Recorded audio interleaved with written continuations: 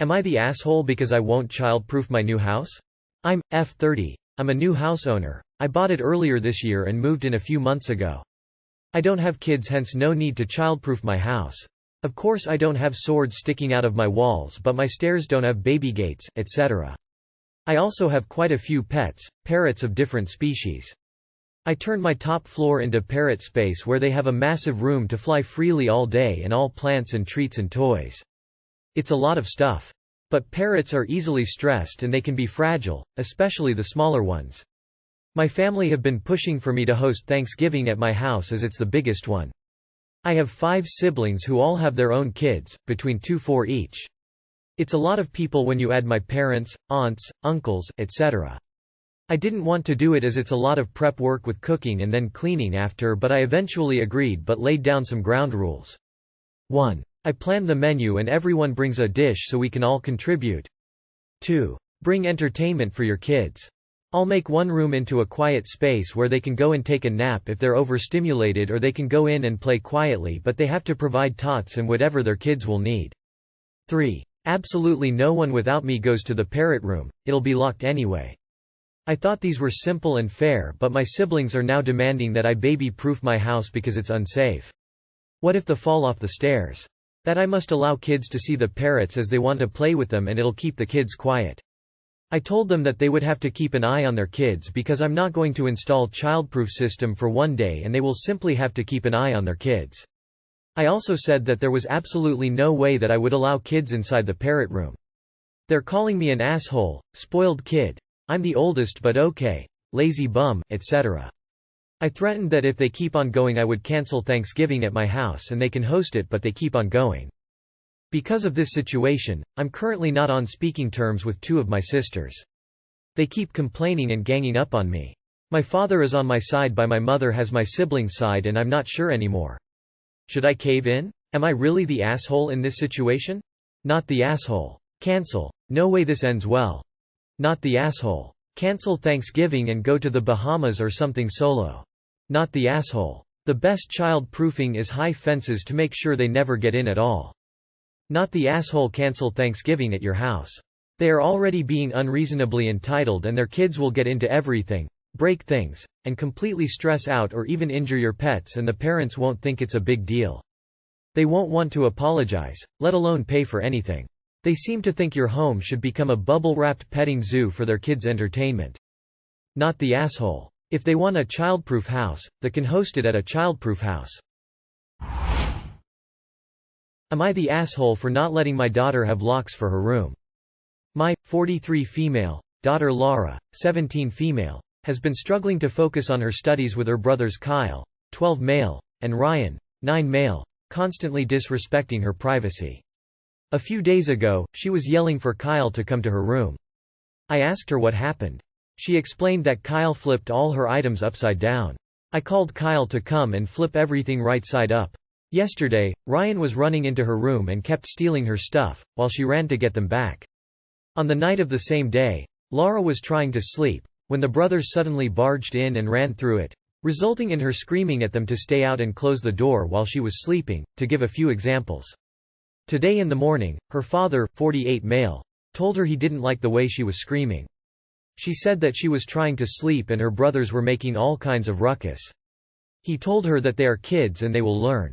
She said that they will never learn and the only way for them to learn is to have locks installed for her room. He did not want her to, and they went back and forth on this until she threatened she would move out as soon as she became financially independent, since she wasn't going to wait for them to mature and they should already know to respect her privacy, to which he said to wait to include me in the conversation. I overheard, and when she went to her room, I told her she wasn't going to have locks set up because she already wastes her time without the need for locks and I don't want her to fail. Laura said that they were never going to listen without them, and I told her that I would make sure they wouldn't enter her room. This evening, I heard her shouting for me. We were all in the living room. Her father explained what was going on. Laura said that she was making Kyle tea when he did he's not allowed to do. She said that she was going to tell on them, and he said that if she promises to not tell, he and Ryan will never go into her room again. She didn't say anything, so they ran upstairs to her room. I told her that she has no right to complain since she always sleeps in Kyle's room after school. Her brothers all agree and Laura calls all of us the worst. None of us are allowed in her room, and leaves. She comes back after a minute and says that she only sleeps in Kyle's room because he never uses it aside from sleeping at night, and if he was to use it for studying, then she would never go there. Meanwhile, they constantly disturb her, mess with her stuff, and made her unable to sleep just last night. I told her if they ever go into her room, she needs to go to me.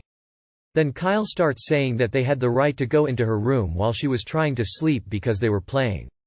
Laura yelled at him, then said that she couldn't wait to move out soon so she no longer has to deal with them. She also called me an awful mother for not giving her her bedroom locks.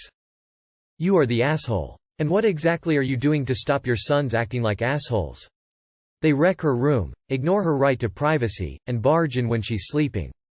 What exactly have you done to impress on your sons that this behavior is not acceptable? They're old enough to know better, so why don't they? You are the asshole. A 17-year-old deserves privacy. Why is your inability to keep your younger kids under control her problem? Either get her a lock or parent your sons. Don't expect to have a relationship with her after she gets out. Am I the asshole for keeping the same financial agreement with my wife? I, 31M, recently completed my PhD and a postdoc position. I didn't make much money during that period, about $26,000 annually for my PhD, and about $32,000 while I was working as a postdoc. My wife, 30F, who I married about when I got my PhD, makes a shitload more than me, or made a shitload more than me. She made about $100,000 while we were together, so quite a bit of a gap. She also came up with the idea that we should put some of our income for ourselves and some for the family, and this would be proportional to our income, to keep it fair. She always got a bit fancier stuff than me, and I was pretty jealous. I didn't voice it to her, which I guess should've, but I don't understand how she doesn't realize it. I don't want to reveal too much information, but while I was working as a postdoc, I made connections with a couple people who were starting up a company. Long story short, last year I made $300,000 without including my stake in the company. It is obviously risky, but I think the risk had paid off for me at least. I did get a Tesla Model S, which I am entirely paying with my own money, including the insurance. And I'm starting to buy more expensive stuff for me too, and it honestly feels amazing. Now, she is asking if we should just combine our incomes, and each get the same amount of our money, which feels like total bullshit. She wants to eat her cake and have it too. And I just said no, she wasn't being fair. She then went on a spiel about equity, which I honestly did not listen to. I mean, she is allowed to make that suggestion, but I am allowed to say no, right? Am I the asshole? And #X200B. Edit. I pay 3/4 of our bills now. I lived on my own. Housing was paid by the university, when I was a grad student. I don't understand how she doesn't realize it. Because you didn't voice it, and she's not a mind reader. You're responsible for identifying an issue if you have one. In any relationship. Your wife has an issue now, and she's voiced it. You've responded in the negative, and didn't even listen to the discussion. You're not TA here for wanting to keep the situation the same, but you are the asshole indeed for the way you're handling it. Not evening listening. Amongst all the things that are baffling about Reddit is the astounding number of people who somehow want to maintain a different standard of living than their spouse. Nothing about that makes sense. Esh. Am I the asshole for uninviting my mother to my wedding after she invited Phil? My financee, 29 female, and me, 34 male, are getting married in 2 weeks after 13 years of friendship and 4 years of dating. She's fantastic and our relationship has been so good for the both of us. Planning the wedding has been uncomplicated and fun. We included my mother a lot, for example, my fiancé took her dress shopping. The reason is, that my fiancé has always had a good relationship with my parents, and it grew much closer over the past year, after her mother died. They kind of see her as another child and I know that fiancé appreciates that immensely. As for my fiancé's father, she went NC when she was 15, even before he hadn't played an important role in her life. His behavior was one cause in her having depression and low self-esteem. It took her years to heal. She's happy with the way things are now. I never met the man, so neither of us considered inviting him to the wedding. My mother however won't understand why we won't invite him. Mum is a retired psychologist. She's had some experience with children-parent reunification and she thinks my financee needs that, even more after fiancé's mom's death. Fiancé and me both have shut my mum down plenty of times. We both made it clear, that this man was not to know anything about my finances life nor would be welcome anywhere near the wedding. For a while, my mum shut up. My mum doesn't know fiancé's father. The other night we had dinner with my family. My mum had an announcement. Apparently she looked my fiancé's father up and went to see him. Then she invited him to our wedding. She seemed so pleased. My family was appalled and angry, they all know what has happened. My fiancé somehow remained calm and told mum how inappropriate that was. How mum hurt my fiancé terribly by stepping over the one boundary she ever had. How fiancé had lost all her trust in mum after this. I then uninvited my mom and we left. Fiancé only broke down at home. My mother's also been inconsolable since and called me dozens of times, but I haven't picked up yet. Fiancé feels unsafe to have the wedding if there was a chance that her father might show up. We might just cancel the whole thing. My father, who's not condoning any of my mother's actions, thinks I should talk to mum, hear her out. My siblings agree that uninviting her was too drastic. I just see the distress my mother had caused my fiancé and get angry all over again. So AITA, AWTA for sticking to our decision? Edit. This is a throwaway account obviously. Edit 2. This really blew up, didn't it? Thank you all for your advice and perspective. It's truly heartbreaking how many of you have estranged relatives and can relate to this. I'm sorry. I met my dad earlier.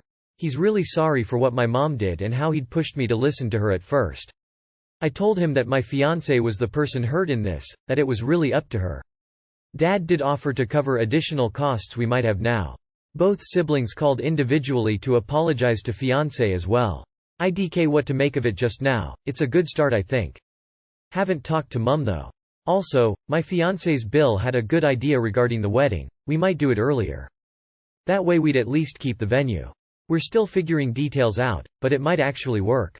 Not the asshole. She may be a retired psychologist but she showed the emotional intelligence of soggy bread. What a huge violation of your fiancé's boundaries. Not the asshole. Cancel the wedding and go and elope instead. That kind of betrayal would be enough for me to consider going no contact with my mum. It wasn't just a small mistake or an oversight. It was a deliberate action to trample boundaries and to push an agenda you had made very clear you and your fiancé had no desire to pursue.